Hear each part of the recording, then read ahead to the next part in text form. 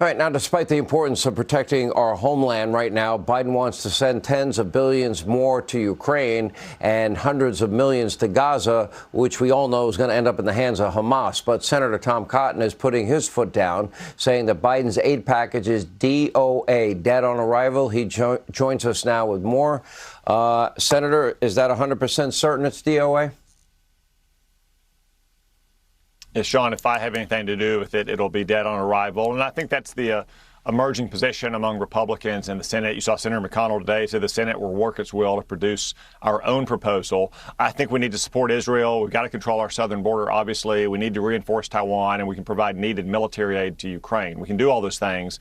But as you say, that's not what Joe Biden's proposals do. It provides $3.5 billion of potential so-called humanitarian aid to Gaza, which we know under current conditions is little more than resupply for Hamas terrorists. Or it provides billions of dollars to relocate illegal aliens into our country and put them up in hotels, addressing the symptoms of the border crisis, not the cause of it, say abuse of the parole system or abuse of the asylum system. So we need to undertake efforts to say support Israel and close our southern border. What we don't need is Joe Biden's proposals, much of which is just a long-standing Democratic wish list. You know, the evidence that the humanitarian assistance is never going to get to the people that need it, but get in the hands of Hamas, it's evidenced by the tunnels that I just showed. They have a network of them all from Gaza into Israel. That was all money meant for infrastructure, school, and hospitals. They didn't spend it right in the past. What would make one think it's going to change now? Well, of course it's not going to, Sean. Remember, when aid goes to Gaza, it's not diverted by Hamas, it's delivered to Hamas.